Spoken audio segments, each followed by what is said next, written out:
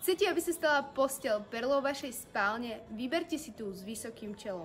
Vítam vás pri novom videu a dnes si povieme všetky výhody vysokých šiel. Nebojte sa kombinácie s drevom. Aby posteľ pôsobila plastickejšie a pestrejšie, kombinujú sa mäkké čaľnické látky s inými materiálmi. Najčastejšie ide o drevo, ktoré pôsobí ako kontrast k mäkkým častiam. Prešívanie delí vysoké čelá na menšie segmenty. Je to výrazný spôsob zdobenia, ktorý na posteľ upriamuje všetku pozornosť.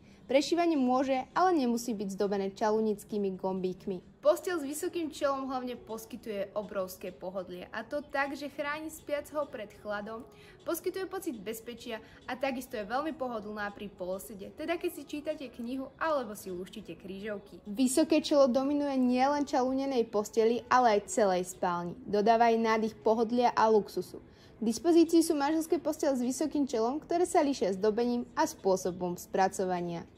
Práve kvôli rôznym činnostiam, ktorým sa ľudia venujú v posteli, je dnes čelo postele dôležité nielen z hľadiska pohodlia, ale aj po technickej stránke.